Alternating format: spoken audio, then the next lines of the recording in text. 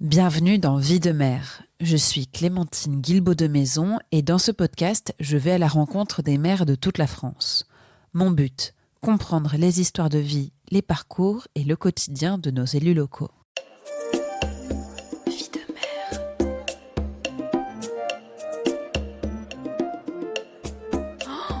C'est une sacrée vie de mère. Pour ce nouvel épisode, je me suis rendue dans le département de la Sarthe en région Pays de la Loire. La Sarthe, Le Mans et ses 24 heures, les rillettes, la campagne et ses forêts. Nous sommes un matin d'automne et j'arrive à Souvigné-sur-Sarthe avec ma petite Twingo. Le village est très calme. Le dernier restaurant et l'épicerie ont fermé il y a quelques années. Autour de moi, des champs, quelques vieilles bâtisses et un nouveau quartier pavillonnaire. La mairie du village de 632 habitants est située juste à côté de l'école municipale, qui compte elle-même une 50aine d'élèves. Madame le maire, Mélanie Cosnier, m'accueille chaleureusement. Ensemble, on parle de la difficulté d'être une femme dans les cursus scientifiques et en politique locale, de l'envie de prendre soin des autres dans les métiers du soin, du care, comme dans un rôle d'élu municipal, et beaucoup de sa participation à la Convention citoyenne sur le climat et comment cette expérience démocratique a changé sa vie. La Convention citoyenne sur le climat, vous vous rappelez ? Nous sommes fin 2018. Le mouvement de protestation des Gilets jaunes a bouleversé la France. Après la tentative du gouvernement d'imposer une hausse des taxes sur le prix des carburants pour financer la transition énergétique. Pour tenter de renouer le dialogue démocratique et calmer les manifestations plus ou moins violentes dans tout le territoire, Emmanuel Macron décide d'organiser un grand débat national visant à faire remonter les souhaits des Français dans divers domaines. À l'issue de ce débat, en avril 2019, le président annonce la création de la Convention citoyenne sur le climat. 150 Français et Françaises volontaires sont tirés au sort, formés et réunis pendant 6 week-ends. Le but, élaborer des propositions afin de réduire drastiquement les émissions de gaz à effet de serre de la France d'ici 2030. Le tout dans un esprit de justice sociale. Parmi ces 150, donc, Mélanie Cosnier, à l'époque 47 ans, assistante de vie à domicile et bientôt maire de Souvigné-sur-Sarthe.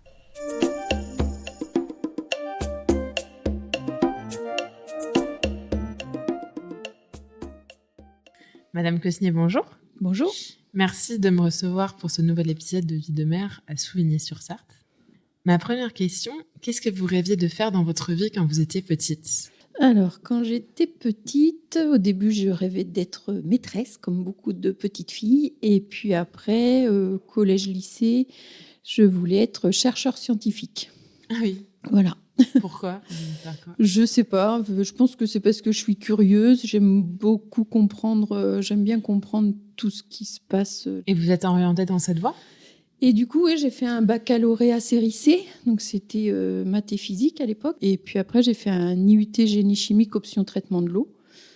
Voilà, moi je l'ai pas eu, j'ai été éliminatoire en chimie, donc du coup, voilà, ouais, tant pis.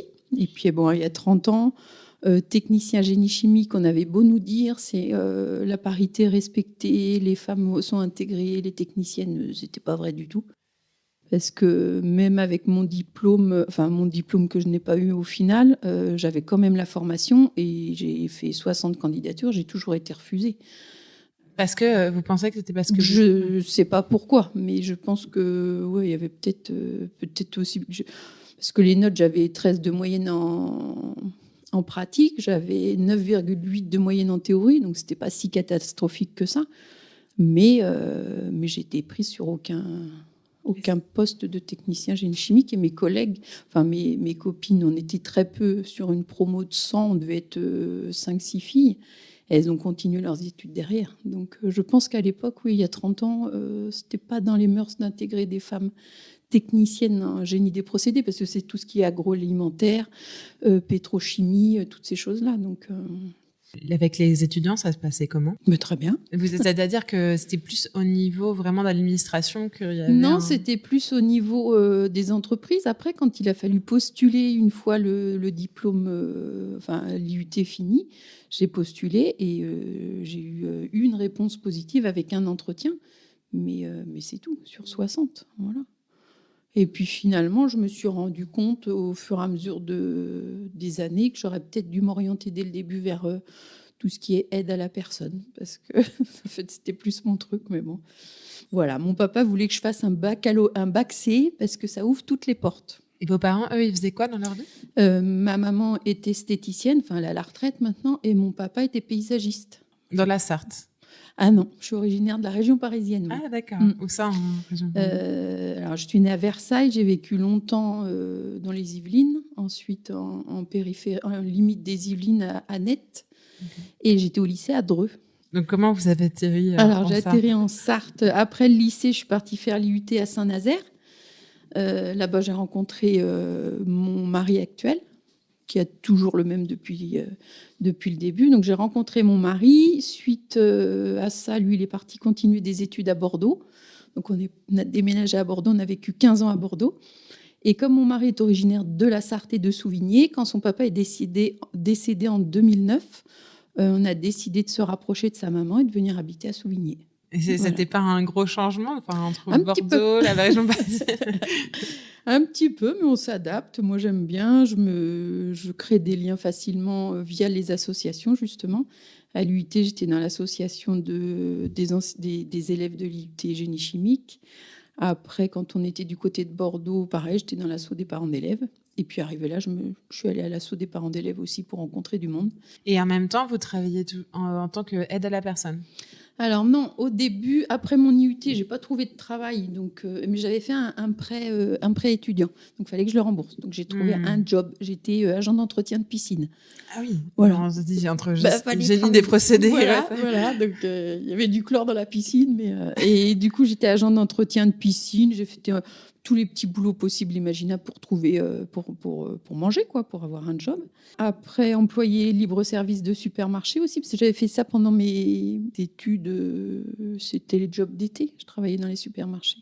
Donc, quand j'ai voulu partir à Bordeaux rejoindre mon copain, là, de l'époque, qui est aujourd'hui mon mari, j'ai postulé dans un supermarché, ils m'ont embauché. J'ai bossé là-dedans pendant 3-4 ans. Après, j'ai eu mes enfants, congé parental, assistante maternelle. Et puis, arrivé à Souvigné, pareil, je cherchais un job parce qu'en fait, j'ai pas de qualification particulière. Enfin, j'ai pas de diplôme, j'ai que mon bac. Et là, j'ai trouvé en tant qu'aide à domicile à la DMR. Et puis, de fil en aiguille, je suis restée à la DMR. Ça me plaisait énormément de travailler avec les personnes âgées, personnes handicapées. Voilà, c'était vraiment très enrichissant. Et pourquoi ça vous plaisait ? Je crois que j'aime bien aider les gens depuis toujours. Donc ouais, c'est surtout ça, c'est aider les personnes, être au service des personnes.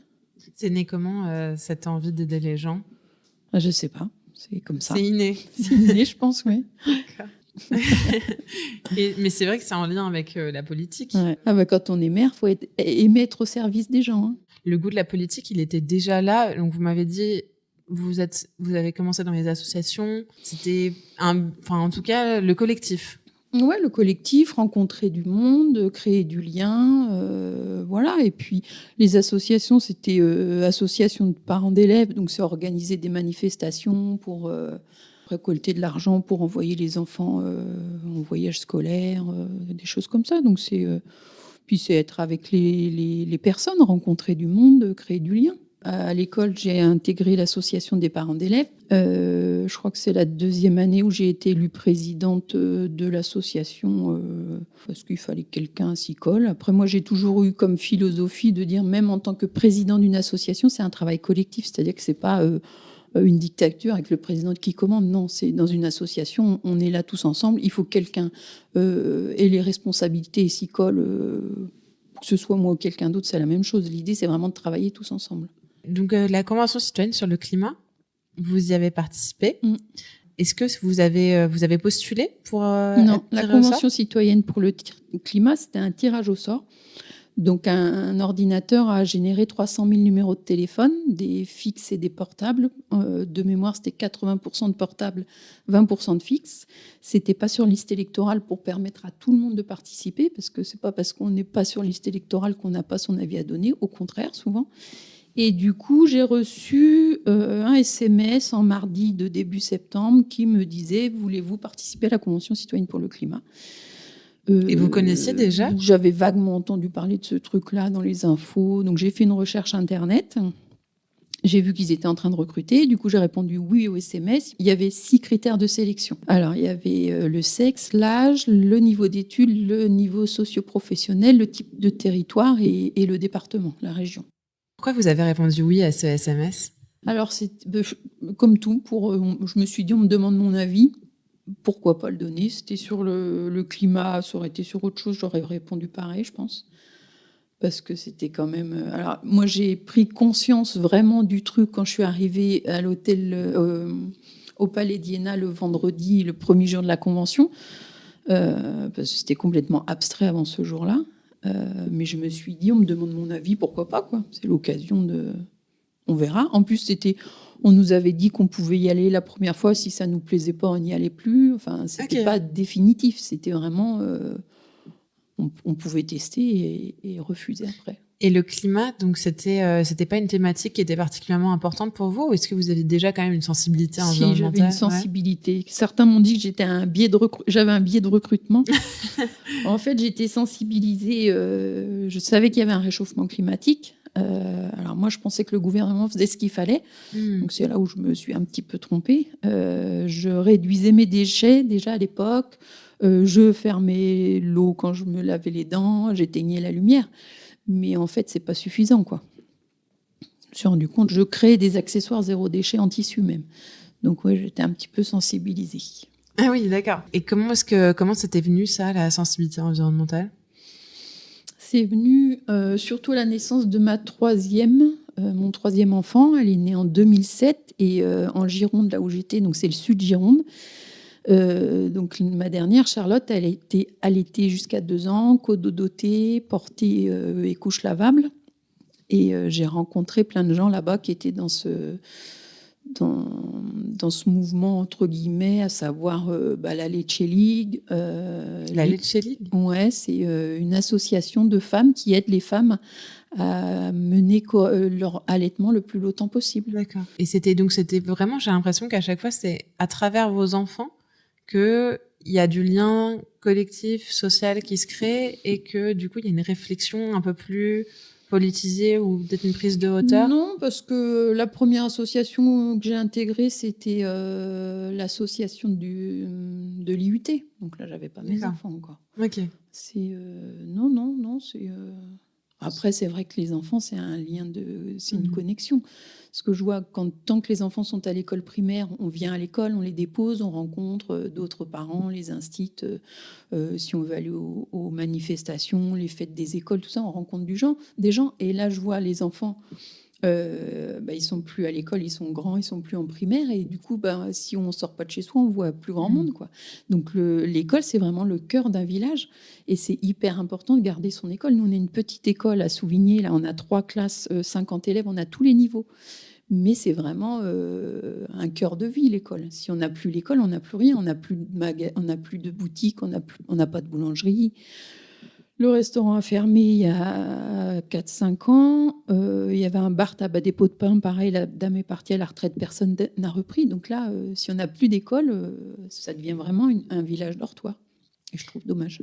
Et sur le climat, donc aussi peut-être que c'est en ayant des enfants que vous vous projetez dans le futur et vous vous dites... Oui, comme beaucoup de personnes. C'est quand on a des enfants qu'on commence à prendre conscience de tout ça, parce que nous, la fin de vie, elle est dans pas longtemps, enfin moins longtemps que pour les enfants. Et du coup, souvent, quand on a des enfants, on prend conscience de tout ça. Ouais. Je me suis rendu compte autour de moi que les gens qui ont leur premier enfant, moi, c'était la 3e. C'est comme ça, mais les premiers enfants, on prend conscience, surtout aujourd'hui, je trouve, depuis 5 ans, les gens sont beaucoup plus sensibilisés à l'urgence climatique. Peut-être grâce à la Convention citoyenne sur le climat, justement. On espère que ça peut être ça. Il y a eu le Covid aussi, le fait qu'on soit resté confiné 2 mois, les gens ont beaucoup réfléchi. Mais effectivement, la Convention citoyenne pour le climat, alors on n'a pas eu de chance, parce que première session de la Convention, c'était l'incendie à Lubrizol. Donc, ça a monopolisé après. La fois d'après, je crois que c'était la mort de Jacques Chirac, donc ça a un petit peu monopolisé. Après, on devait avoir une session en décembre. Il y avait les grèves dans les transports. Du coup, cette session, elle a été carrément reportée. Et après, on a eu le Covid. Mais on a réussi. Moi, j'ai l'impression qu'on a quand même réussi à garder le sujet climat et convention citoyenne un peu en haut des titres au fur et à mesure des mois qui ont passé.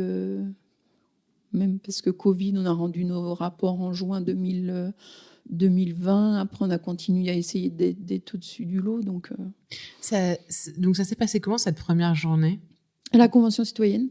Eh ben, je suis arrivée, donc il faut prendre le train. Alors déjà, j'ai pris le train. Le TGV, retard, parce qu'il y avait des vaches sur la voie. Je ne sais pas s'il y a qu'en start que ça existe, mais bon, on retard d'1 heure du train. Donc je suis arrivée au Palais d'Iéna, c'est gigantesque. J'ai découvert que le Palais d'Iéna était le siège du Conseil économique, social et environnemental, le CESE. J'ai découvert aussi que le CESE était la 3e chambre du Parlement, c'est-à-dire qu'il y a l'Assemblée nationale, le Sénat et le Conseil économique, social et environnemental. Donc c'est hyper important. C'est très impressionnant parce que c'est très grand, le Palais d'Iéna. On peut le visiter aux Journées du patrimoine. Il faut y aller parce que c'est vraiment... Et puis vous arrivez, il y a les 150 citoyens, il y a les journalistes, il y a tous les intervenants, il y a tous les gens qui viennent nous voir. Voilà, on a été super bien accueillis par tout le monde. Ouais, c'est un petit peu impressionnant d'arriver de connaître personne, quoi. Ouais. Mais c'était hyper intéressant. Ouais. Et tout de suite, vous avez réussi à créer du lien avec d'autres participants? Oui, parce qu'on est arrivé, il devait y avoir le café, donc oui, on commence à discuter les uns avec les autres. Mais moi, au début, je suis plutôt réservée. Et puis, il me faut un petit peu de temps pour me mélanger et accoster les autres. Mais après, il n'y a pas de souci. Et ça fonctionnait sous forme de week-end, c'est ça? Ouais, c'était des sessions. Alors, ça commençait le vendredi à 14h et ça finissait le dimanche à 15h30 pour qu'on ait le temps de rentrer dans nos... Moi, j'étais pas trop loin. Sablé, Paris, à 1h15 en train, mais les gens qui habitent Marseille ou la Creuse, c'était un petit peu plus long pour rentrer. Donc, c'était du vendredi 14h au dimanche 15h30. Et c'était les sessions le vendredi jusqu'à 19-20h. Le samedi, pareil. Il y a même des samedis, on a travaillé jusqu'à 23h. Ah oui. C'était des grosses journées. Le midi, 1 heure pour manger, il fallait se dépêcher.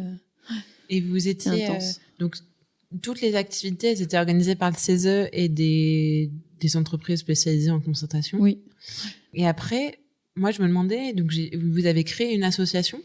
Alors, on a créé une association parce qu'on s'est dit, une fois que la convention va être terminée, faut pas qu'on reparte chacun chez soi et qu'on n'ait plus de contact. Donc l'association, ça a été pour garder le lien entre nous.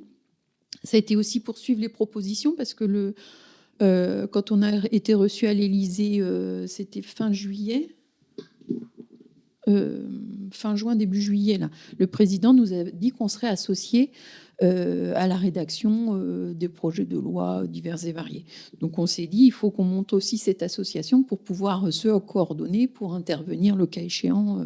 Et effectivement, on a été consulté par le Sénat, l'Assemblée nationale, on a eu plein de rencontres diverses et variées. Donc ça, c'est plus dans le cadre du CESE? Non. Okay. Alors le CESE nous a accompagnés, nous ont donné une subvention pour permettre aux citoyens de se déplacer quand il y avait besoin d'aller à Paris, parce qu'il fallait payer le voyage et parfois l'hébergement. Et étant donné qu'on représentait la population française, donc il y a plein de gens qui n'avaient pas du tout les moyens de se payer quoi que ce soit. Donc le CESE nous a accompagnés financièrement pendant une période.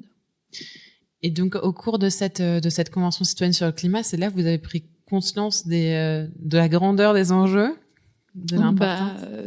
Oui, des chiffres surtout. Moi, j'étais dans le groupe Se Déplacer. Donc, quand on est arrivé à la Convention citoyenne, on s'est dit on ne veut pas servir de récupération pour faire passer la taxe carbone. Ça, c'était hors de question.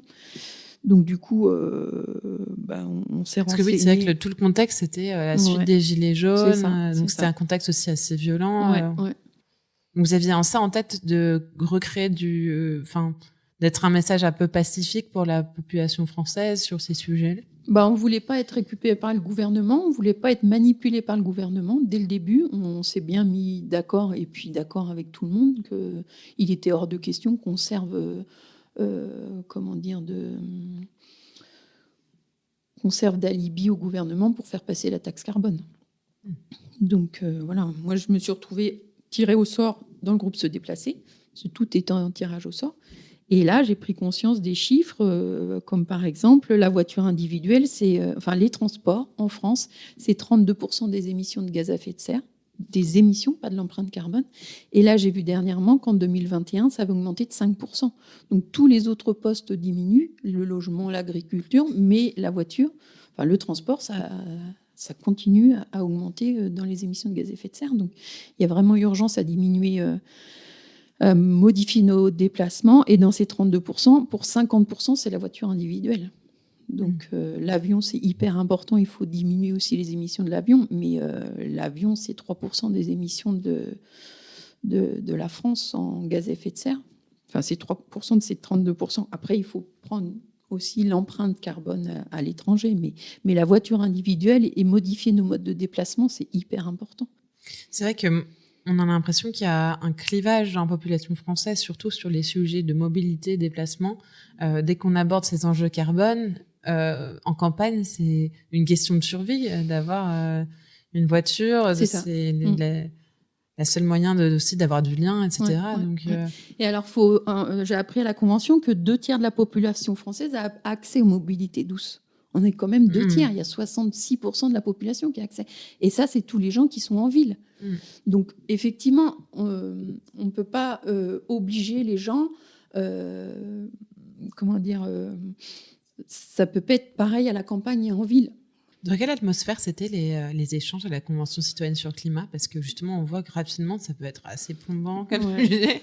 On avait nos médiateurs, tout ça. Heureusement qu'ils étaient là, parce qu'on est arrivés, on n'était pas forcément tous habitués à parler en public, à attendre chacun son tour pour parler.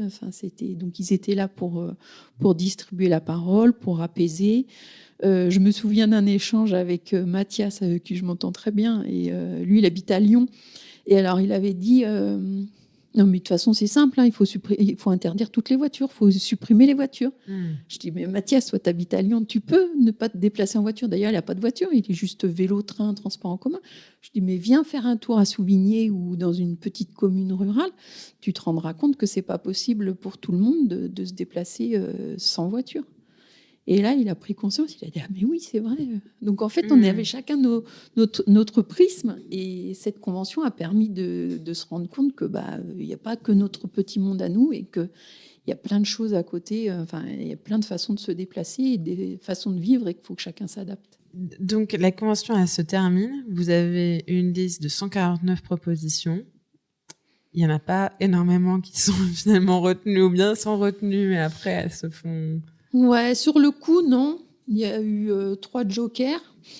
Sur le coup, moi, j'ai été très déçue aussi que le gouvernement ne reprenne pas. Alors, le président nous avait promis qu'il transmettrait sans filtre, pas appliqué. Il avait promis qu'il transmettrait sans filtre. Et en fait, il ne peut pas. Donc, il a fait une promesse qu'il ne pourrait jamais tenir.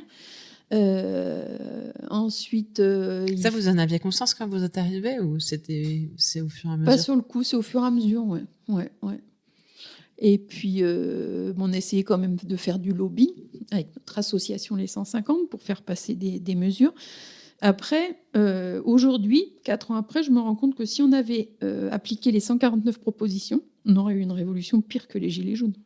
Ah oui? Ah oui, mais vous avez lu les 149 propositions?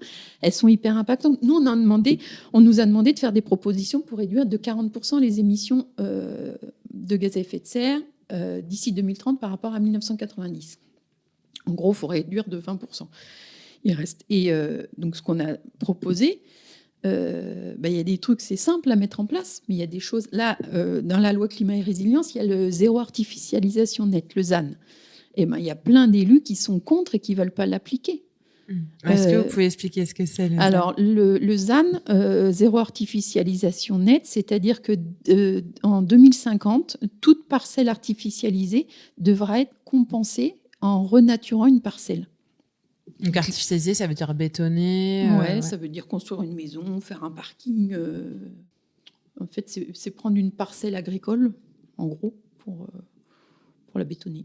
La loi ZAN dit qu'il faut, en 2050, on devra, pour toute parcelle bétonnée, il faudra en rendre une à l'agriculture au final.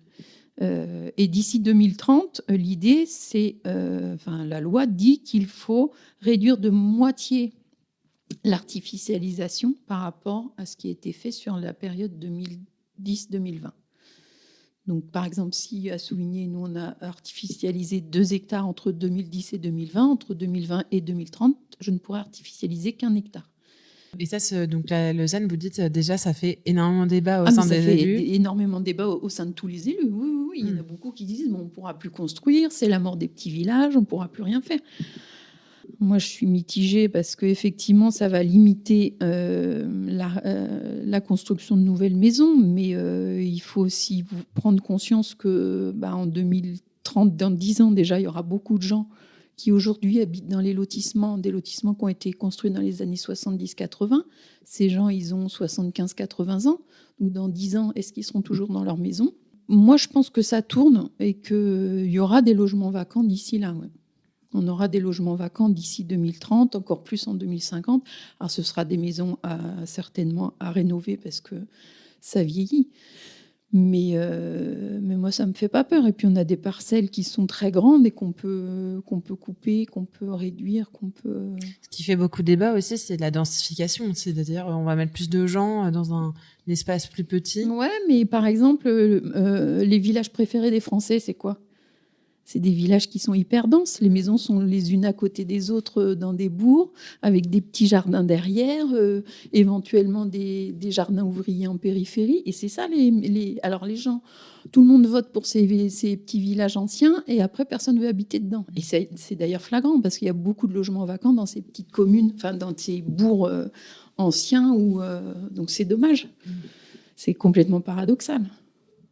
Est-ce que toutes les propositions que vous avez faites, vous vous dites ça aurait fait une révolution ? Est-ce que ça aurait fait ça parce que quelque part vous aviez pas assez creusé, eu le temps de regarder tous les impacts sociaux, économiques que ça allait faire ?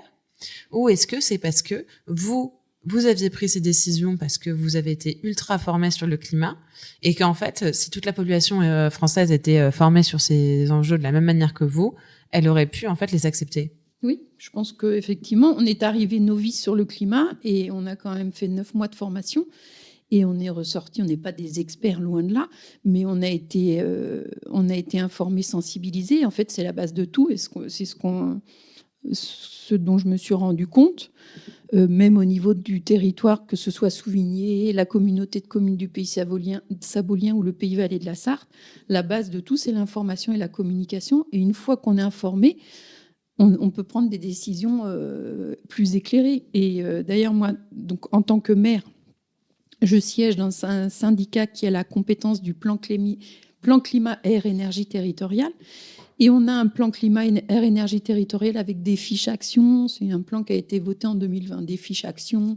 Il faut réduire, planter des arbres, réduire la mobilité, développer les énergies renouvelables. C'est vraiment très, très complet. Et il y a une fiche qui est informée, sensibilisée. Et on s'est mis d'accord dès le début avec la directrice de ce syndicat, parce qu'en fait, ce qui était mis en avant, c'était développer les énergies renouvelables et planter des arbres. On se dit, il y a peut-être plusieurs gens. Donc l'idée, ça a été en priorité de sensibiliser les élus et la population. Donc on a fait venir Jean Jouzel pour nous faire une conférence à Loué sur l'urgence climatique. J'ai fait venir Jean-Marc Jancovici, pareil, à Sablé pour nous sensibiliser. Donc c'était sur la période Covid, il n'y avait pas grand monde en présentiel, mais la vidéo est disponible en ligne. Pour sensibiliser sur les ordres de grandeur des énergies, parce que ça, souvent on ne se rend pas compte de l'énergie nécessaire pour faire tourner le pays, en fait. C'est des quantités colossales. Donc on a sensibilisé, on a fait faire des fresques du climat, on a proposé des fresques du climat aux communes. Enfin voilà, on essaye de faire un socle d'information pour pouvoir prendre des décisions éclairées au final. Il faudrait qu'un maximum de la population soit sensibilisée pour comprendre pourquoi on a fait ça. Et moi, j'ai participé au grand atelier de l'Association des maires ruraux de France. Donc, on a travaillé sur la transition écologique, la transition énergétique. il faut sur nos territoires qu'on mette éolien, photovoltaïque, tout ça. Et il y a un des maires du grand atelier qui me dit à chaque fois, non mais avec votre ZAN, la convention là, c'est pas possible, il faut qu'on en parle. Et voilà. Et en fait, ils n'ont pas toutes les informations. Et si on était informés tous de la même manière, je pense qu'on prendrait plus conscience des choses. Et puis souvent, je me dis, mais oui, mais on fait quoi ? Enfin, c'est ce que je lui réponds. Je dis, ok, t'es pas d'accord, mais on fait quoi derrière ? Parce qu'il faut quand même qu'on prenne des décisions et qu'on applique certaines choses pour réduire les émissions, l'artificialisation. Enfin, il y a tellement de choses qu'il faut faire un changement systémique, mais c'est hyper compliqué. Et qu'est-ce que vous pensez, là, actuellement, le grand débat, c'est l'autoroute Toulouse-Castres. Et il y a des experts du GIEC qui se sont prononcés sur ces questions-là. Et alors, j'ai plus le nom de la personne en tête, mais je lisais un témoignage qui disait alors moi, j'ai donné toute l'information à disposition, on a formé tous les élus locaux, on a formé toute la population, et finalement, le résultat, c'est ça, c'est qu'on fait cette autoroute, que ça a aucun sens. Et quelque part, la formation, elle a ses limites. Qu'est-ce que vous en pensez de ce message ? La formation a ses limites et la politique aussi. C'est-à-dire que c'est des choix politiques. Moi, je suis une toute petite jeune mère. Ça fait 3 ans que je suis élue. Et je commence à prendre conscience de plein de choses. Donc, je pense qu'il y a des contrats qui sont signés et qui peuvent pas être cassés, quoi. Et ils ont dû s'engager trop loin dans des... Je sais pas, hein, j'ai suivi de loin ce sujet. Mais il n'y a pas que la sensibilisation dans ces cas-là, parce qu'effectivement, il y a aussi la politique derrière. Il y a les jeux politiques, il y a les jeux de pouvoir, certainement, et je pense qu'il y a un peu de ça là-dedans. Donc, effectivement, vous êtes une jeune mère. C'est la suite de la Convention citoyenne sur le climat. Comment ça s'est passé, la création de la liste ? On vous a demandé de venir ou c'est vous qui avez... J'ai pas monté de liste et j'ai été élue sur un concours de circonstances. Pendant la Convention citoyenne, donc ça devait être en novembre 2019, un adjoint sortant montait une liste et est venu me demander si je voulais être sur sa liste. Donc moi je dis oui, pourquoi pas, oui. Donc nous voilà partis faire des réunions, monter notre profession de foi. On n'a pas eu grand-chose à faire parce qu'on était la seule liste sur la commune. Donc on a été tous élus au premier tour le 15 mars. Le confinement est passé. Je me souviens que ça devait être le début mai. Là, Jean Castex avait annoncé que les conseils devaient s'installer vers le 18 mai, quelque chose comme ça. Et donc j'envoie un message à la tête de liste pour lui dire qu'il faudrait qu'on se réunisse quand même, parce qu'on ne s'était pas vu depuis le 15 mars. Il ne nous avait pas réunis. Et puis donc on fait en visioconférence. Et là, il nous annonce que pour raisons personnelles et professionnelles, il démissionne de son poste de conseiller municipal au final. Donc on était tous un petit peu étonnés.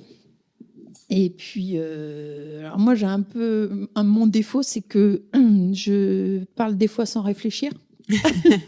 C'est spontané. Et là, sur le coup, je dis s'il y a personne, on a discuté quand même un certain temps tous ensemble en réunion en visio. Je dis s'il y a personne, moi je peux éventuellement prendre la place, me porter candidate. J'avais été conseillère municipale de 2008 à 2010 en Gironde dans une commune de 1500 habitants. Okay. Présidente du regroupement pédagogique intercommunal aussi. Et puis, passe une semaine. Et puis, le jour de l'élection du maire et des conseillers, en fait, je me suis présentée. J'ai été élue 10 voix pour moi sur 15. Mais c'était une surprise parce que je me suis dit, il y a quelqu'un d'autre qui va se présenter. Et puis, évidemment, vous étiez la seule à... Et en fait, j'étais la seule candidate maire. Ouais. Et comment vous expliquez ça ? Je sais pas. Les gens n'ont pas envie de s'investir trop. Les gens, c'est du temps. Alors, c'est même encore plus de temps que ce que je pensais. Donc, il faut être assez disponible et puis il faut accepter de prendre des responsabilités diverses et variées. Une charge mentale, on est responsable, je ne sais pas si... on est responsable de tout plein de choses. Une charge morale aussi. Oui, charge morale, oui. Ouais. Et c'est justement pour 600 habitants, 632 je crois. Ça représente combien d'heures de travail par semaine? Alors, quand on est maire de la commune. On a une délégation sur la communauté de communes. Et puis ensuite, on a des délégations sur certains autres organismes. Donc moi, je siège par exemple Sarthe Numérique au département. Le Pays Valais de la Sarthe, le syndicat là, qui développe donc les énergies renouvelables, le plan agricole alimentaire territorial, le conseiller en énergie partagée, on fait plein de choses. On a mis en place une plateforme territoriale de rénovation énergétique pour accompagner les habitants pour rénover leur logement. Donc ça, c'est vraiment en lien direct avec ce qu'on a fait à la Convention citoyenne pour le climat. On a fait un schéma vélo pour déterminer les circuits vélo, 10 km autour des pôles d'activité pour remplacer la voiture du quotidien et vraiment pour développer le vélo-travail et pas que le vélo-tourisme. Parce qu'aujourd'hui, pour réduire nos émissions sur les véhicules individuels, le vélo, c'est un gros levier. Donc quand on est maire, on n'est pas maire que de la commune. Enfin, on n'a pas que ça. Et alors, je ne sais pas combien de temps ça prend parce que ça peut être jour et nuit. Et puis, si on compte en plus la charge mentale, c'est tout le temps. Donc, je dirais que c'est... Moi, j'ai démissionné de mon poste d'auxiliaire de vie à domicile de l'ADMR et parce que j'ai voulu me consacrer entièrement à ce mandat, parce que j'étais quand même novice, même si j'ai été conseillère municipale, il y a beaucoup de choses à faire. Et vous arrivez à en vivre ? Alors, mon mandat d'élu, là, mon indemnité en tant que maire de Souvigné, c'est 1 034 € net. Donc, c'est plus que ce que je gagnais en tant qu'auxiliaire de vie. Oui. Ben oui, j'étais à 900 €, j'étais à temps partiel. Donc, c'est pas grand-chose. Ouais, non, c'est pas grand-chose. Non, c'est pas grand-chose. Surtout quand on voit... Effectivement, il faut être sur le terrain régulièrement, voire tous les jours. C'est un petit peu. Puis sinon, avec les ordinateurs, il y a du télétravail. Et puis... Et moi, je dirais que c'est quasiment un temps plein. Ouais. Plus, effectivement, après, vous êtes aussi élu au conseil régional ? Oui, je suis conseillère régionale aussi. Alors, je suis dans l'opposition, donc ça prend un petit peu moins de temps que les conseillers régionaux de la majorité, parce qu'on ne nous invite pas beaucoup quand on est dans l'opposition. Mais ça prend du temps aussi, ouais. Mais pour en revenir aux indemnités du maire, donc l'indemnité qu'on peut s'octroyer en tant que maire dans une commune de 630 habitants, c'est 1 500 € brut. 1 500 € brut. Donc moi j'ai pris en dessous. Bref, je vous passe les détails. Parce que après c'est un choix, c'est une enveloppe que vous avez. Après, le maire peut décider de s'octroyer une indemnité inférieure. Et après, c'est une enveloppe que vous pouvez distribuer à d'autres conseillers municipaux. Oui, alors sauf que l'enveloppe, donc l'État nous dit vous pouvez vous prendre 1 500 € d'indemnité brute.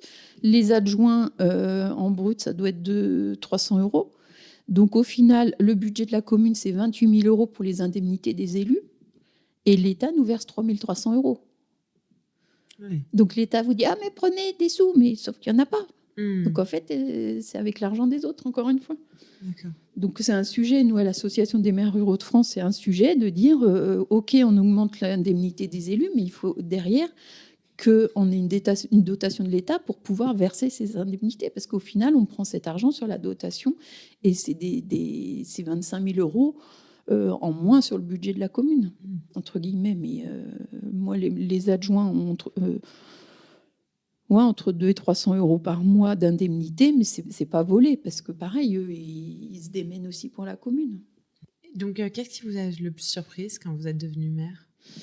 J'ai eu j'ai eu plus de travail que ce que j'avais pensé, parce que la secrétaire de mairie, qui était là depuis 5 ans, a été remerciée par l'adjoint sortant qui avait monté la liste. Du coup, son contrat s'est arrêté. Il a recruté une nouvelle secrétaire qui, au final, n'était pas très secrétaire de mairie. Parce que secrétaire de mairie dans une petite commune, il faut savoir tout faire. L'état civil, l'urbanisme, accueillir les gens, faire le budget. Vraiment, c'est hyper complet. Et donc, cette personne... c'est des tâches compliquées. Ouais. Cette personne s'était vendue secrétaire de mairie. En fait, elle ne savait pas vraiment faire. Elle est partie au bout d'1 an et demi. Donc, moi, pendant 1 an et demi, j'étais à mi-temps secrétaire de mairie pour l'aider parce qu'il y avait plein de choses à faire. Et puis après, j'ai recruté ma secrétaire que j'ai actuellement. qui sortait de l'école, a un bac pro gestion, gestion administrative, donc il y a une base, mais c'est pas secrétaire de mairie. Et il y a une formation pour secrétaire de mairie? Ouais, il y a une formation en alternance là, à Laval. Je crois que c'est 12 formés par an. Oui. Après, c'est formation sur le tas. Il y a des formations. Ma secrétaire va régulièrement en formation au CNFPT pour des mises à jour diverses et variées, mais c'est tellement complet que puis il y a tout le temps des mises à jour, les nouvelles lois, les nouveaux trucs. Là, on va changer de nomenclature pour le budget. On passe du M14 à M57, donc il y a encore des trucs à apprendre. Enfin, bref. Voilà. Donc, en fait, c'était beaucoup plus de travail que ce que je pensais. Ouais. Et puis, je me dis que, alors, mes collègues maires des communes plus grandes ne sont pas d'accord avec moi, mais je me dis que quand la commune est petite, en fait, on a plus de choses à faire. Vous assurez, vous avez moins d'appui du département? Non, mais même ma secrétaire, elle est à 25 heures semaine. Une commune de 2000 habitants, il y a une DGS, il y a 2 secrétaires. Enfin, c'est pas du tout... Moi, je fais du secrétariat, que mes collègues maires dans une commune plus grande, ils n'ont pas à faire du secrétariat ou ils n'ont pas...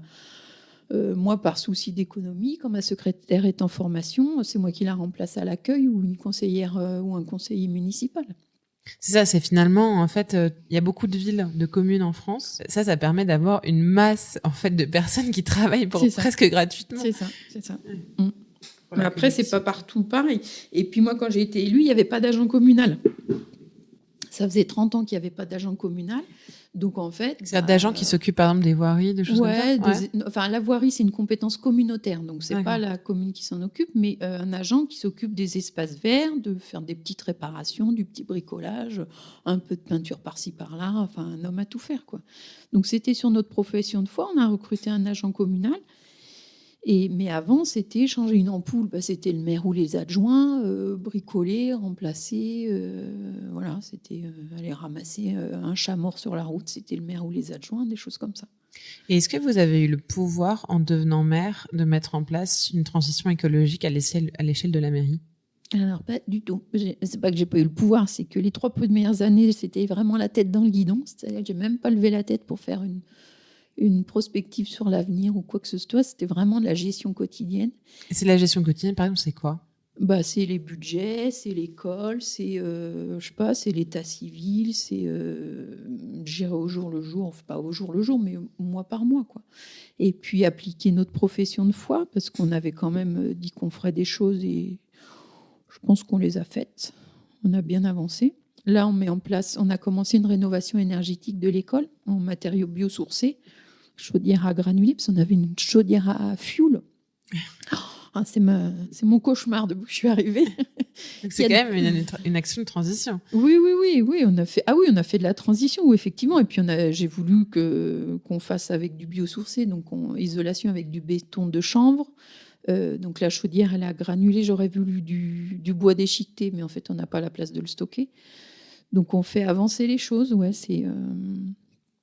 Mais la transition, j'aimerais donc cette piste cyclable pour aller jusqu'à Sablé. Donc dès que je vois le président du département ou son vice-président, je lui en parle. J'aimerais qu'on développe aussi sur la commune, mais ça j'ai 10 000 idées par jour, donc tout ne se met pas en place. Mais j'aimerais qu'on mette en place un pédibus, par exemple. Un pédibus. Donc un pédibus, c'est comme un bus, sauf qu'on y va à pied.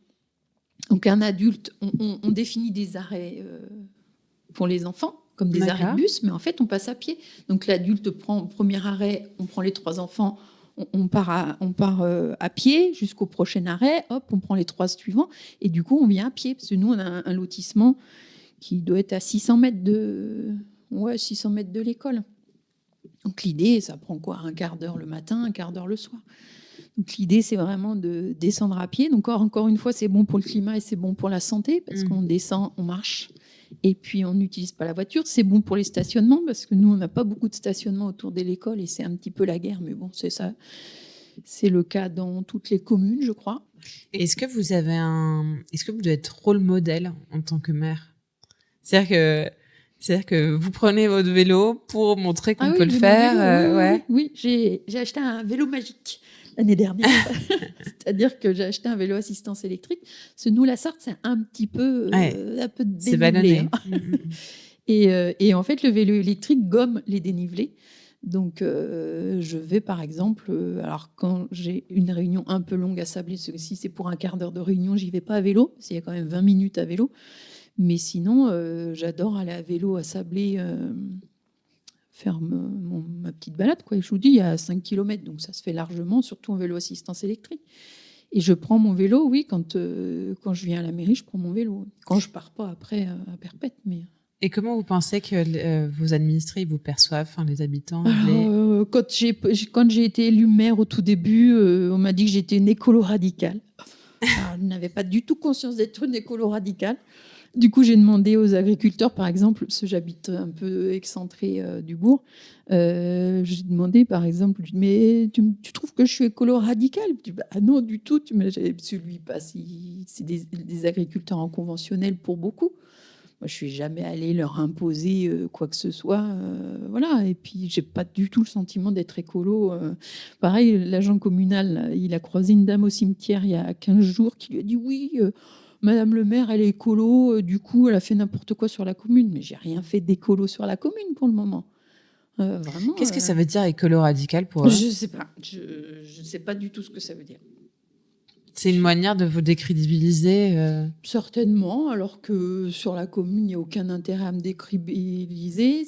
Enfin, il n'y a pas de politique. Après, j'ai été élue conseillère régionale d'opposition, donc en fait, je suis dans le groupe L'écologie ensemble. Je suis avec les écolos, mais je suis non encartée, moi. Et puis, comment ça s'est passé justement pour qu'ils viennent vous chercher pour Alors pour le conseil régional, en fait, pendant la Convention citoyenne pour le climat, moi, j'ai demandé à rencontrer les sénateurs et les députés du territoire.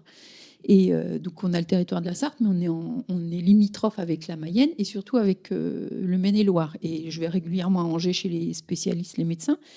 Et j'ai rencontré Mathieu Orphelin, qui était à l'époque député de la circonscription d'Angers. Donc, on a papoté, très sympa, tout.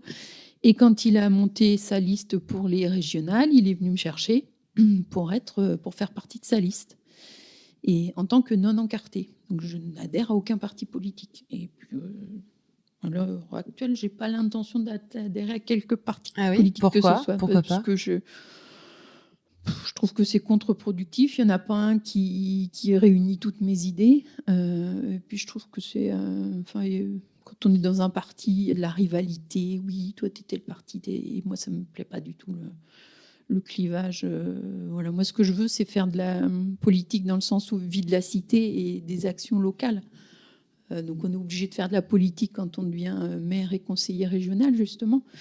Mais l'idée, c'est d'en faire... moi, je ne veux pas être dans un groupe.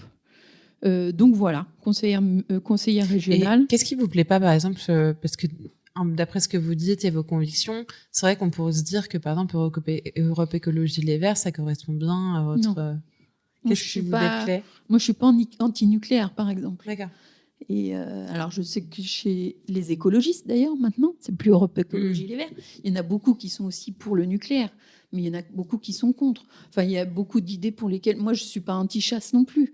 J'ai mon papa qui a chassé depuis la nuit des temps, et il était à la chasse, l'ouverture de la chasse le lendemain de son mariage. Et, il y a des priorités. Il y a des priorités dans la vie. Et moi, aujourd'hui, maire d'une commune rurale, s'il n'y a pas de chasse, on est envahi par les ragondins, on est envahi par les chevreuils, on est envahi par les sangliers. Et un sanglier ou un chevreuil qui traverse la route, quand vous arrivez avec votre voiture, je peux vous dire que les gens ne vont pas être d'accord. Et en fait, il faut réguler. Alors, j'entends bien ce qu'on dit que la chasse, c'est l'être humain qui favorise le développement des sangliers, machin, je ne sais quoi. Mais moi, je vois bien que les ragondins ont été introduits par l'homme. Mais aujourd'hui, on a ces ragondins. Il faut bien les éradiquer parce que c'est un fléau. Hein. Donc, il y a plein de choses comme ça qui font qu'il faut quand même... la chasse, on ne peut pas arrêter la chasse. Donc, mais ils le savent, mes collègues à la région, qu'on n'est pas d'accord. Oui, j'allais dire, comment ça se passe du coup avec eux? Ça se passe très bien. Donc, nous, notre groupe, l'écologie à la région, on a l'Europe Écologie Les Verts, les Insoumis, Génération S, Génération Écologie et des non-encartés. Donc c'est vraiment un groupement de gens divers et variés. Et quel est votre rôle en tant que conseillère d'opposition ? D'alerter sur les bêtises que fait paraître la majorité. Moi, je suis dans le groupe, je suis dans la commission lycée, formation, emploi, jeunesse. Donc, je m'occupe surtout sur les lycées et la jeunesse, surtout sur la rénovation énergétique des lycées. Qui est une énorme compétence de la région. Ouais. Et puis qui coûte une fortune. Mais alors la dernière session au mois d'octobre, quand j'ai posé la question où on est la rénovation énergétique, mais on va mettre des panneaux solaires. Non, mais il faut d'abord rénover les lycées avant de mettre des panneaux solaires sur les lycées, parce que mettre des panneaux solaires sur une passoire thermique, ça n'a aucun intérêt. Il vaut mieux isoler. On gagnera plus d'argent en isolant qu'en mettant les panneaux sur. Donc il y a plein de sujets divers et variés comme ça qui font que quand on reçoit les rapports, on les lit, on note ce qui nous gêne et ce pourquoi on est contre. Et puis, on fait des communiqués de presse, on pose les questions aux commissions, on interpelle. C'est bon, nous, on est 12 dans notre groupe, plus 12 dans l'autre groupe d'opposition, le Printemps des Pays de la Loire, avec qui on travaille régulièrement, qui est conduit par Guillaume Garot, député PS. Et du coup, au final, on est 24, et sur 93. Donc, on peut voter contre, ça n'aura aucun effet. Mais par contre, on alerte, on est présent. Et du coup, ça a quand même un impact de faire ça ?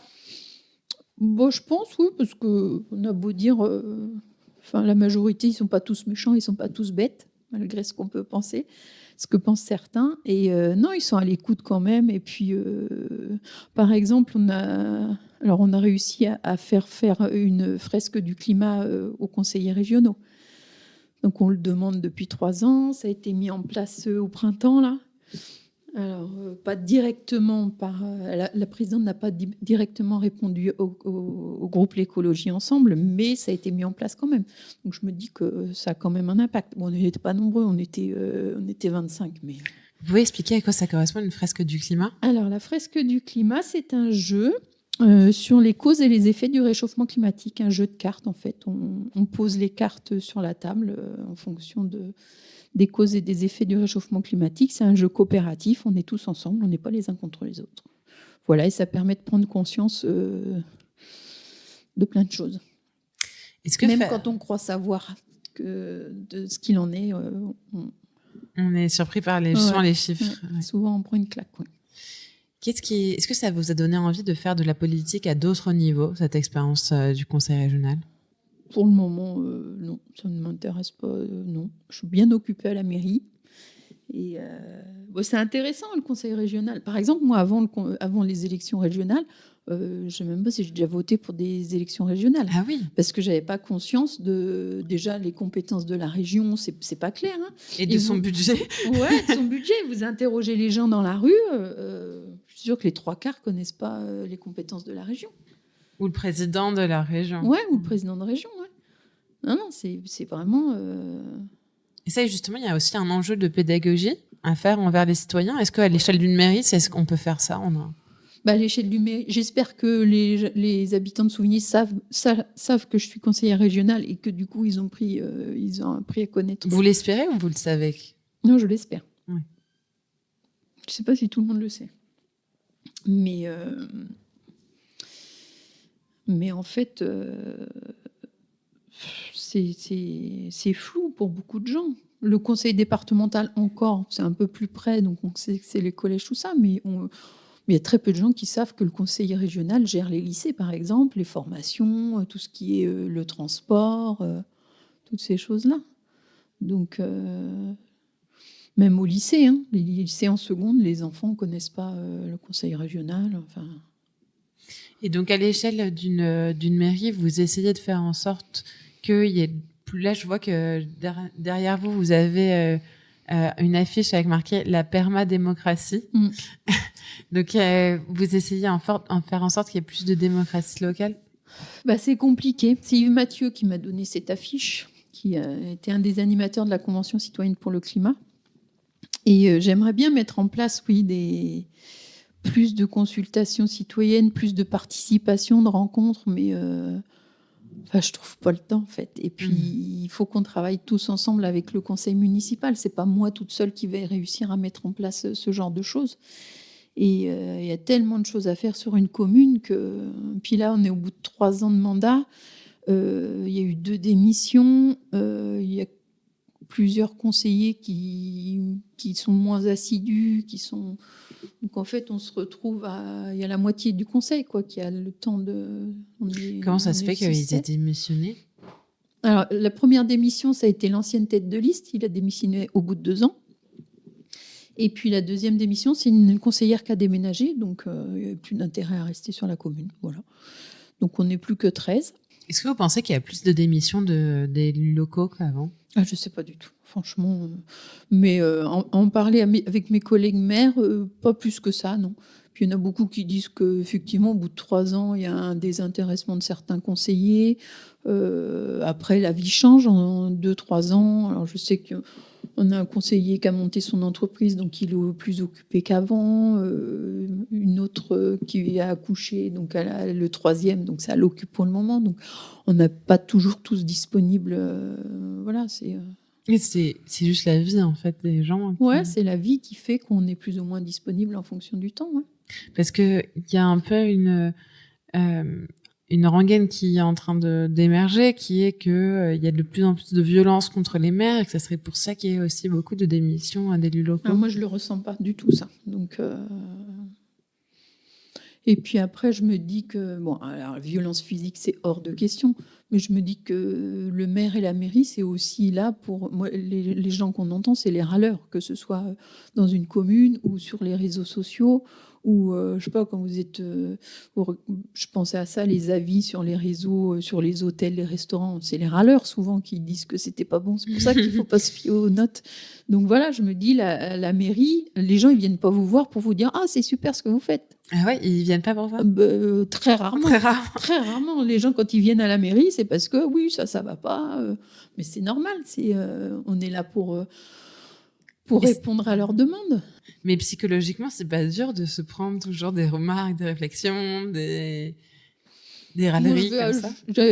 Je préfère voir le verre à moitié plein, donc j'essaie de positiver. S'il y a des fois où ça va pas, où j'ai eu une période difficile, c'était début 2021, où là ça a été, j'ai voulu tout lâcher, j'ai voulu démissionner. Au mois de mai 2021, ça allait pas du tout. En fait, je me sentais seule à la mairie. Les conseillers ils viennent jamais à la mairie. En fait, ils viennent au conseil municipal, mais entre-temps, je vois les adjoints. 2 conseillères qui passent régulièrement, mais les autres, ils viennent qu'au conseil municipal. Et encore, des fois, ils viennent même pas au conseil. Donc, je me sentais hyper seule. Moi, j'avais pas vu ça comme ça du tout. Je n'avais pas prévu d'être toute seule à la mairie avec la secrétaire tout le temps. Donc, je leur ai dit, mais passez nous voir, venez voir les dossiers, demandez où... Mais non, donc je me suis fait une raison. Aujourd'hui, c'est comme ça. Après, il ne faut pas se battre contre des moulins à vent, quoi. Donc, C'est quoi votre source de motivation aujourd'hui ? Qu'est-ce qui vous a permis d'outrepasser ça ? Les projets qu'on mène. Donc, on a mené sur notre profession de foi, donc on avait ce recrutement d'un agent communal pour embellir la commune. Donc maintenant, on a des fleurs, on a plein de choses qui se mettent en place. Le cimetière est entretenu, qu'avant, c'était pas la même chose. On a ce projet de rénovation énergétique de l'école. C'est quand même un gros projet. C'est le projet du mandat au final. Donc, puis aider les gens de tous les jours et puis faire avancer les choses. Je sais pas, c'est devenu mon job, quoi. C'est ça, en fait, finalement, c'est vous venez au bureau, vous avez votre collègue et vous avancez sur vos dossiers. C'est un peu ça, ouais. Mais vous devez répondre... Et je suis en CDD. C'est ça, en CDD. Il y a une campagne au bout. Pour l'instant, quel est le combat le plus important que vous ayez mené en tant que maire ? De combat, il n'y a pas de combat à mener. C'est pas une bataille, il n'y a pas de combat à mener, quoi. Non, pour moi, c'est... faut avancer. Ouais. Là, le projet, je vous dis, c'est l'école. C'est un petit peu compliqué, l'école, la rénovation énergétique de l'école.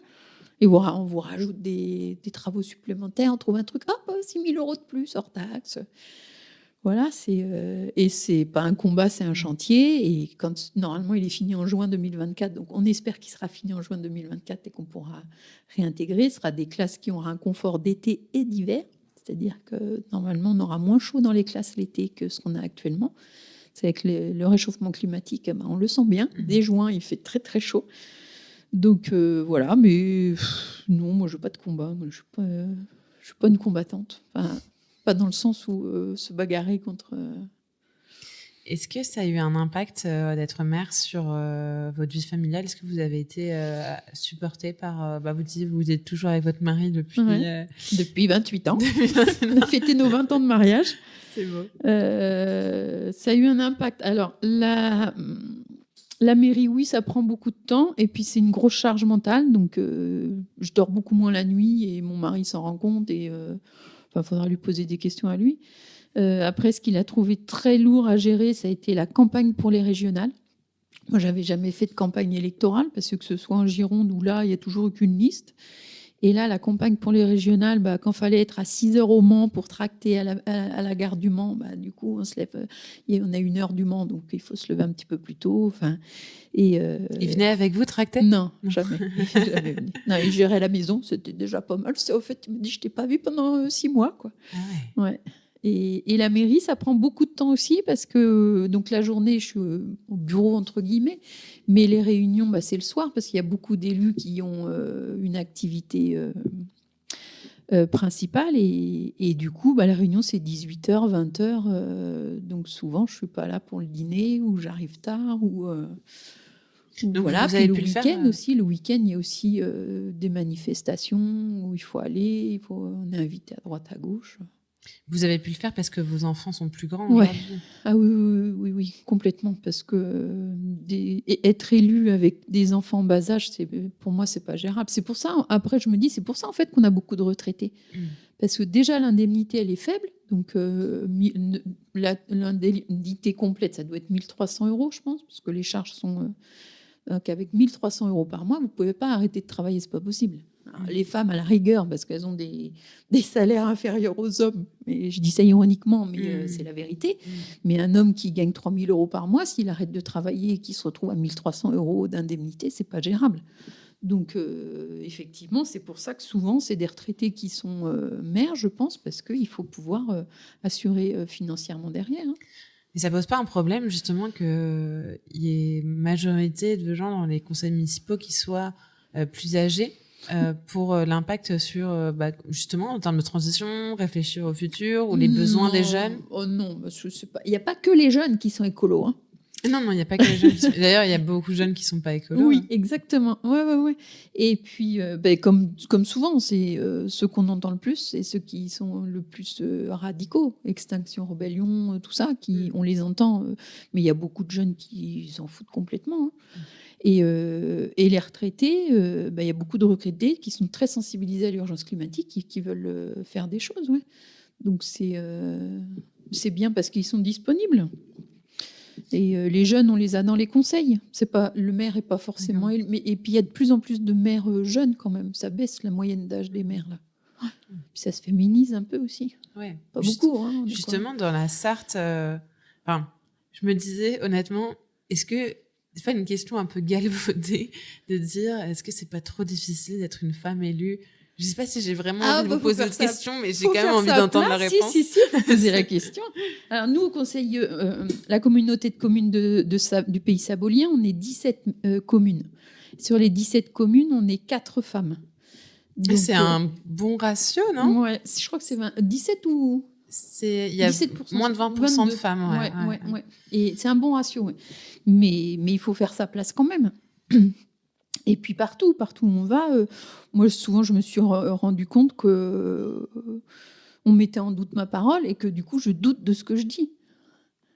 Alors que je sais très bien que c'est vrai, mais quand vous êtes devant quelqu'un qui est plus sûr que vous des bêtises qu'il dit au final. Mais il faut apprendre. Et en tant que femme, du coup, vous pensez qu'on n'est pas sensibilisé, on n'est pas de nature à... Non. Ah non, il y a les exceptions qui confirment la règle, mais beaucoup de femmes sont habituées à s'écraser entre guillemets devant l'homme. C'est le patriarcat. Moi, j'ai été élevée comme ça. J'ai 50 ans, j'ai été élevée où c'est mon père qui commandait, il fallait que je me taise, et mon frère, il prend la parole. Il est plus jeune, mais c'est lui qui a plus la parole. Enfin, c'est un fait. Alors, on essaie de changer les choses. Je fais des formations pour pouvoir prendre confiance en moi, apprendre à parler en public, parler. Là, je participe aux Journées des femmes élues le 24 et 25 novembre. Donc, c'est des conférences et des formations. Des femmes. Et que des élus de tout le territoire, de toute la France. Et donc, la formation, c'est prendre la parole en milieu hostile, des choses comme ça. Et parce qu'effectivement, il faut s'affirmer. Les hommes, ils n'ont pas de problème à s'affirmer. Couper la parole et prendre la parole, ça ne les gêne pas du tout. J'ai encore du mal, moi, quand même. Il y avait un maire qui me disait les maires, en général, ne font pas de formation parce que devoir se former, ça serait quelque part un aveu d'échec, alors que s'ils ont été élus, c'est parce qu'ils sont censés tout connaître. Ah oui, mais non, c'est pas le cas du tout. Et puis, alors, moi, je me suis rendu compte qu'il y a beaucoup de maires et qu'ils ne connaissent rien à rien. Et ils ont l'impression de connaître plein de choses. Bah non, on va te former, mon gars, parce que là, ce que tu dis, c'est n'importe quoi. Enfin, Et en tant que femme, donc on a plus peut-être au moins ce fait de se remettre en question. Le syndrome de l'imposteur qui ça fait donne envie de se former. On a envie de se former, peut-être, je sais pas, ou de se poser des questions. Et je sais pas si c'est en tant que femme. Je pense qu'il y a des hommes qui le font aussi. Mais ouais, moi, j'ai eu un syndrome de l'imposteur au début. Là, ça va un petit peu mieux. Mais justifier mon indemnité de 1 000 €, enfin, travailler beaucoup trop par rapport à d'autres. Mais non, la formation, c'est hyper important. Est-ce que la compréhension du patriarcat, de ses implications dans votre vie, c'était quelque chose que vous aviez déjà avant d'être élu maire, ou c'est une prise de conscience qui est arrivée depuis 3 ans ? Non, j'ai pris conscience depuis pas 3 ans, un peu plus, mais puis j'ai aussi au travers de mes enfants. J'ai une fille qui a 24 ans et l'autre qui a 16 ans et mon fils qui a 21 ans. Mais les filles, c'est des rebelles, quoi. Donc la grande, elle est plus loin, elle est à Bordeaux, mais elle est bien dans cette optique de prendre conscience du patriarcat et de me dire te laisse pas faire. Et celle qui a 16 ans, c'est encore pire, quoi. Elle est féministe comme c'est pas permis. Donc, et en fait, je pense que c'est ça qui m'a fait prendre conscience de tout ça, de dire, d'ouvrir les yeux sur tout ça. Ouais. Donc c'est vos filles qui vous ont formé. Comment elles ont fait ? C'est parce que c'est des réflexions, elles vous ont fait lire des ouvrages ou... Ah non, c'est leurs remarques. Je sais pas, vous redécrivez une situation, elles vont dire mais c'est parce que c'est... Mais je sais pas, moi, quand par exemple on est à table à la maison et puis j'ai l'habitude de me lever, je fais la cuisine, je viens dans la cuisine, à la salle à manger, machin, et ma fille de 16 ans qui me dit pourquoi ce sera à toi de te lever, pourquoi papa il se lève pas, pourquoi il fait pas, voilà. Elle a encore des remarques comme ça en disant oui, les hommes, elle a des a priori sur les hommes ils font ça. Alors mon mari dit c'est pas vrai, moi je passe l'aspirateur, je fais le linge. Donc c'est comme ça qu'après je me suis rendu compte que oui, c'est toujours moi qui me lève quand on est à table. Je ne vois pas pourquoi ce serait plus à moi qu'à d'autres. Donc, et par exemple, vous avez dit du coup en étant mère, vous le remarquez parce que les hommes sont plus sûrs d'eux, parce que est-ce qu'il y a d'autres choses que vous avez vécues en tant que femme mère ? Pas trop. Quoique, des fois, quand je suis en bas à la mairie, si je remplace la secrétaire, c'est moi la secrétaire. Personne ne se dit c'est Madame le maire ou... Vous dites Madame la maire ou Madame le maire ? Moi, je préfère Madame le maire. Pourquoi ? Parce que je suis le maire de la commune et la mère de mes enfants. Ah, ça vous permet de faire la distinction. Et je ne suis pas l'inverse. Il y en a qui me prennent pour leur mère, des habitants qui me prennent pour leur mère. Je ne suis pas ta mère. Pourquoi ils vous prennent pour eux ? Est-ce qu'ils vous demandent des choses Oui, des choses... c'est pas à moi de gérer ça, quoi. Peut-être qu'ils ne demanderaient pas justement à un homme. À un homme, tout à fait. Oui. Là, il y a un monsieur qui est passé ce matin. Là, j'étais en bas. C'est un monsieur de la commune. Hein. Il ne m'a pas reconnu. Il ne sait pas que c'est moi. Ah ouais. Bon, après, je me suis fait couper les cheveux il y a 1 semaine, mais quand même. Mais non, il y en a qui me connaissent pas. En tant que travail, vous travaillez toujours sur les objets zéro déchet ?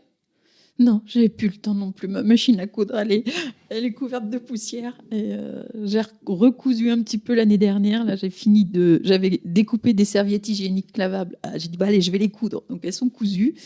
Mais j'avais pris un statut d'auto-entrepreneur pour faire les marchés, ça marchait super bien. Et puis, convention citoyenne, mairie, conseil régional, j'ai plus le temps. Alors, des fois, je me dis, il faudrait que je prenne du temps. Ça me viderait la tête et ça me changerait les idées. Mais même pas. Vous avez des hobbies à côté d'être mère que vous arrivez à faire quand même?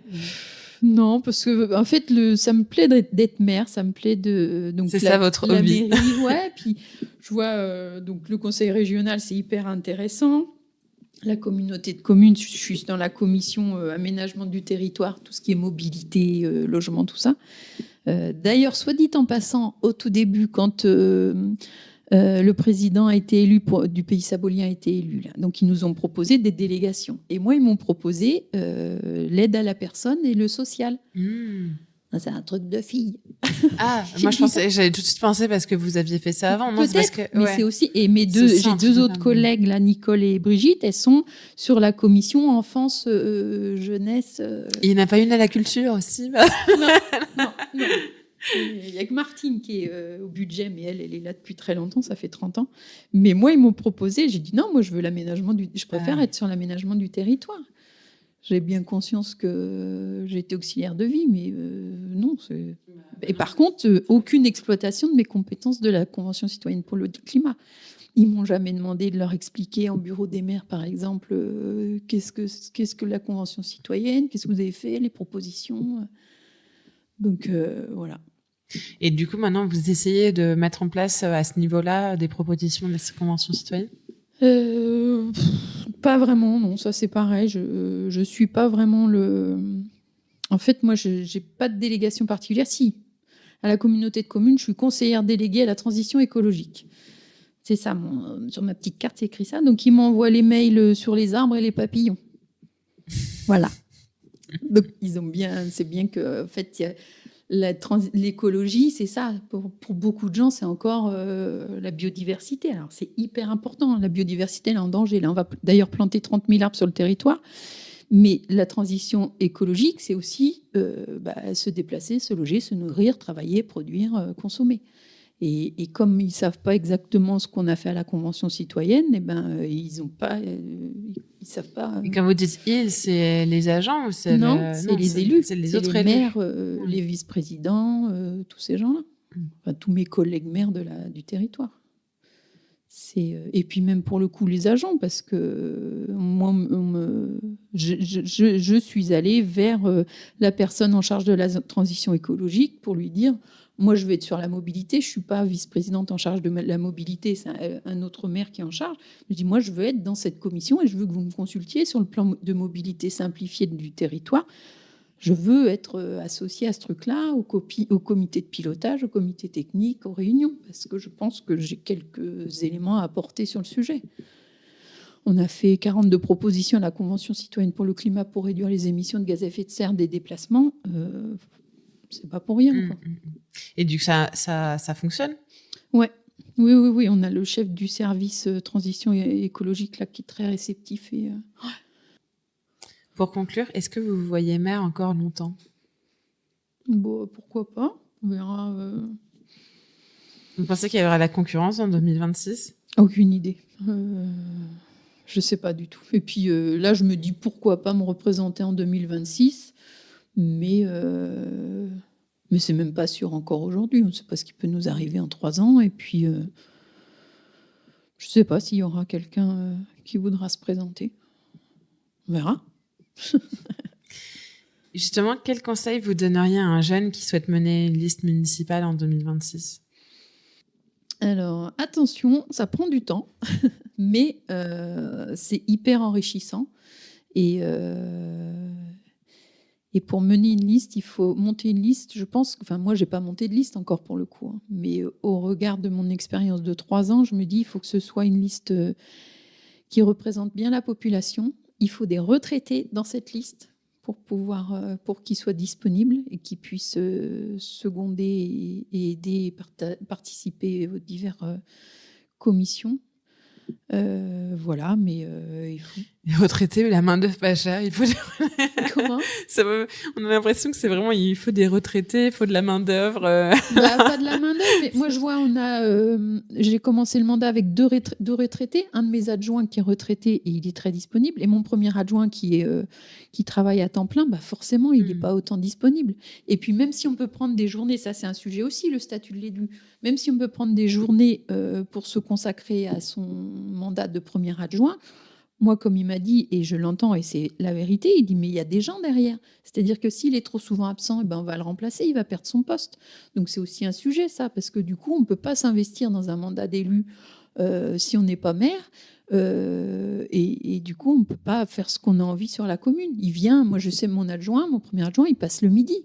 Il finit à midi, il est là à 12h10, il fait un tour avec l'agent, et puis il repart, et puis il passe à la cantine le lendemain, donc il est là quand il peut. Mais du coup, c'est un temps, il prend sur son temps perso, alors qu'il devrait pouvoir prendre, je ne sais plus combien de jours par trimestre. Mais au final, s'il les prend, il va être lésé sur son emploi. Donc c'est dommage. Donc des retraités... des actifs, des jeunes, des moins jeunes, des parents, des gens qui sont parents, en fonction du territoire, des agriculteurs. Il faut comme la convention citoyenne, pour que ce soit représentatif de la population. Et puis... et de la formation.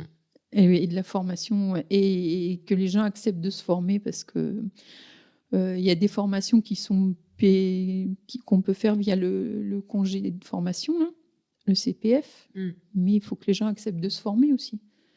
Ça, c'est un autre sujet qu'on verra dans un autre podcast. Non, mais que les élus se forment, même les maires, qu'ils acceptent de se former, parce qu'effectivement, moi, quand j'ai fait venir Jean-Marc Jancovici à Sablé, là, il a fallu que je pousse un peu mes collègues maires. Allez, venez. Oh, non, si, venez, vous allez voir, c'est sympa. Et en fait, quand ils sont sortis de la conférence, il y en a qui m'ont dit, ah, mais ça sonne, hein. Oui, ça sonne. Pourquoi vous croyez qu'on vous casse la tête avec le réchauffement climatique, les énergies et voilà, ils ont pris conscience du truc. Mais si je les avais pas poussés, ils seraient pas venus, ils seraient restés dans leur zone de confort. Et puis, comme pour la fresque du climat, je l'ai proposé à mon conseil municipal. Donc, on a, je sais pas, tous les élus, je dois avoir 5-6 élus qui sont venus. Mon troisième adjoint est venu, poussé par sa femme, qui n'est pas élue. Parce qu'au début, il ne voulait pas venir. Et à la fin, il a dit, mais je remercie ma femme de m'avoir sorti de mon canapé, parce que j'ai appris plein de choses hyper enrichissantes. Mais il dit, si je m'étais écoutée, je serais restée dans mon canapé devant la télé. Parce que c'était un soir à 20h30. Donc voilà, il faut vraiment se former, c'est enrichissant. On rencontre plein de gens, et puis on apprend des choses. Et on peut apprendre à tout âge. Merci beaucoup, Madame le maire. Merci.